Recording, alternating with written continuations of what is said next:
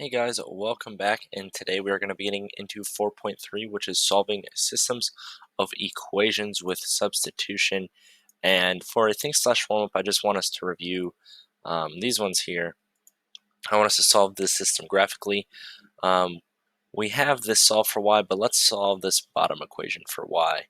To do that, I would probably subtract 2x over, and then I would get minus 3y equals negative 2x minus 24.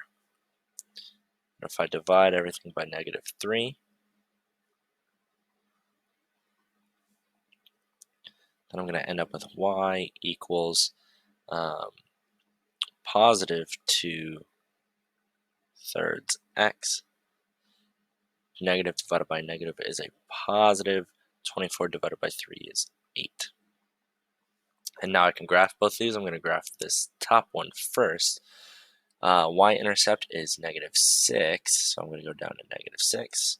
And then negative 5/3, rise over run, means I rise 1, 2, 3, 4, 5. And then I have to go over 3, but I should go 1, 2, 3 to the left. Since we have a negative slope, 1, 2, 3, 4, 5, and 1, 2, 3 to the left. 1, 2, 3, 4, 5, and 1, 2, 3. And then if I went over this way, 1, 2, 3, 1, 2, 3, that's off of our graph. So I'm just going to graph these ones to the best of my ability. It's kind of tough on the,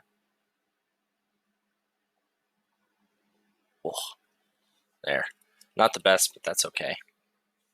And then if I graph this one down here, we are up at 8. And we need 2/3, which means I can't really go.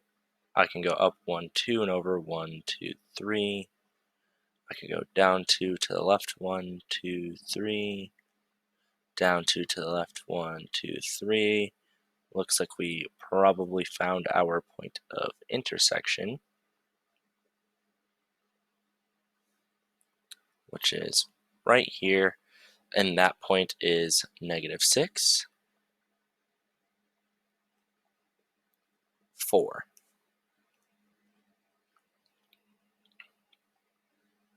And remember, this works.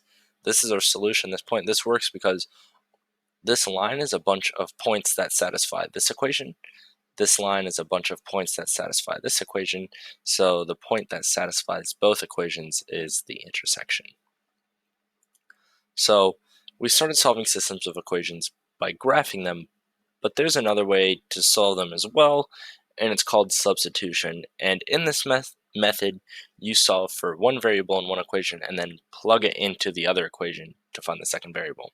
So a very rudimentary idea of substitution is, so if I have x equals 3 and I want to find y, well, I can substitute in 3 for x, since I'm saying x is 3. X is the same thing as 3, so here I could sub in 3 for x, right? And then if I subtracted that 3 over, I would get y equals 1, right? And that's kind of the idea here, except we're going to be working with more systems of equations and we won't have hard numbers, right? So here, y is solved for in both of these. Now with substitution, I'm going to plug one of these into the other equation. So I think since this is more stuff, I think it would be easier to plug this one in, the second one into the first one. So if I'm saying y is negative 7x, I already have y equals something. I'm saying y is negative 7x.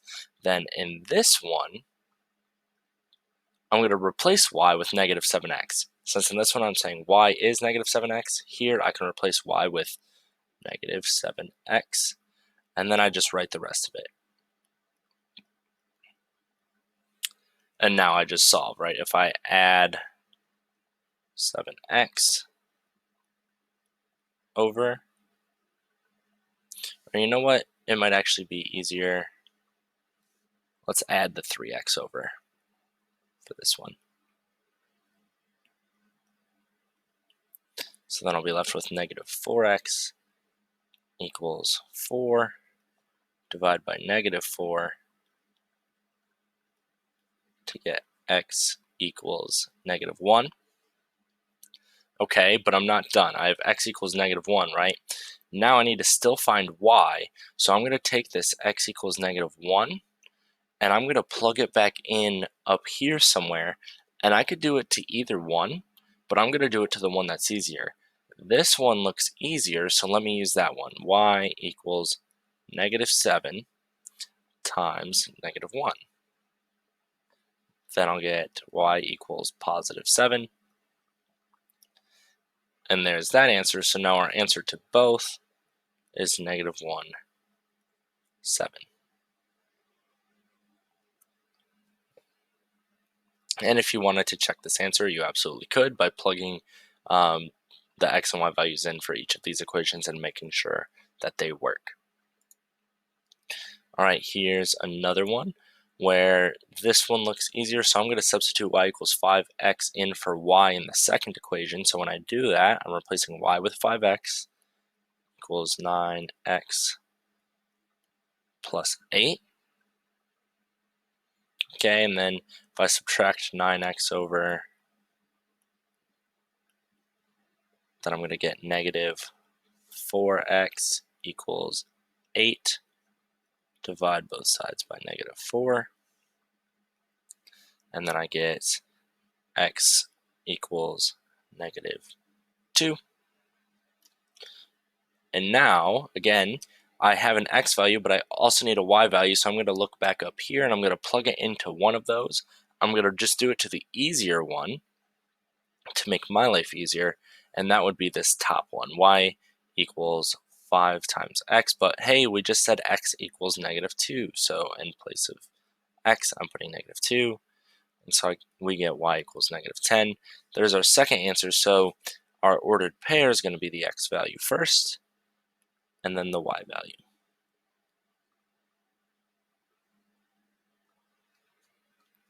Okay.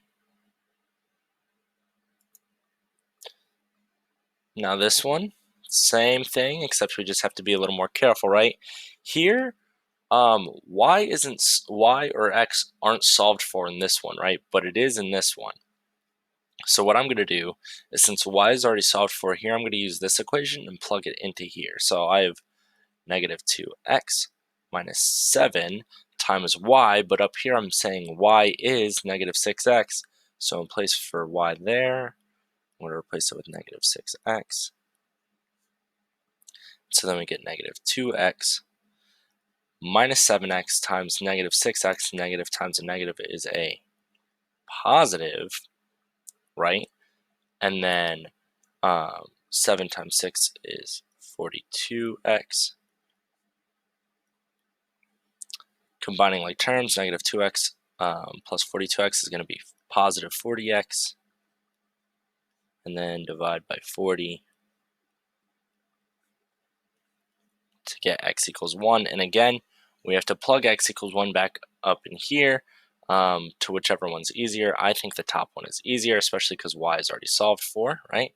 So y equals negative 6 times, and then x is 1, so we just get y is negative 6.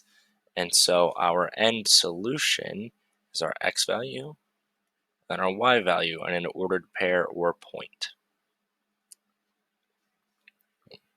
Again, if you want, you can plug these in for x and y back into here to make sure that they work. Let's go through a couple more. So here, this one y is solved for, right? But neither x or y are solved for in this one. So we are just going to plug in the whole thing, 3x plus 1 for y. That's the tricky part here. So I have 10x minus 4 times y. Now, we're saying y is this entire thing, 3x plus 1. So if y is 3x plus 1, I'm going to plug in parentheses 3x plus 1 for y, right? I'm saying y is 3x plus 1. So in place for y here, I'm putting 3x plus 1 equals negative 8. We get 10x minus distribute Negative 4 times 3x is going to be minus 12x. Negative 4 times 1 is going to be minus 4. 10x minus 12x is negative 2x. And then if I add this 4 over, I get negative 2x equals negative 4. Divide by negative 2, divide by negative 2, and I get x equals positive 2. Again, I need to plug this back in here so I can find a y value. Which one seems easier? Probably this one, because y is already solved for. And I'm actually just going to rewrite it with y on the left side so it's easier for us. So then we get y equals 3 times, and we said x was 2 plus 1. 3 times 2 is 6. So we get y equals 7. 6 plus 1 is 7. And then our actual answer in an ordered pair is x value first, 2, and then y value 7. There's our answer. We'll go through one more example. Now, this one might feel weird, but we'll just do the same thing, right? Here we have x solved for, right? X is the one that's solved for in this one. So if I'm saying x is 2y plus 9, I'm going to put 2y plus 9 in for x in this one, right? So 9 times x, but I'm saying x is 2y plus 9 minus 8y equals 31, and then solve like we would. 9 times 2y is going to be 18y. 9 times 9 is 81 minus 8y. 18y minus 8y, that'll be 10y. Subtract 81 from both sides. You get 10y equals negative 50. Divide by 10, and you get y equals negative 5. But now we have to plug this back in to find x, right? And I'm going to use the one that's already solved for x. I'm going to use the x equals 2y plus 9, right? I'm just flipping it around so it's easier for me. So x equals 2, and we found y to be negative 5 plus 9. So 2 times negative 5 is negative 10. So we get x equals negative 1. And so, again, be careful. Our point is x value first, which in this case is this one, x equals negative 1, and then y equals negative 5. And that would be our answer. All right. And just remember, this is the same thing we've been doing, right? Instead of graphing these, because it might be kind of annoying to solve for y and then graph, solve for y and then graph, like, right? You're gonna get like a weird slope. You're gonna get like 9/8 is your slope, which is gonna be very weird to graph, right? So a trick like substitution makes problems like these easier in a way than maybe graphing them is.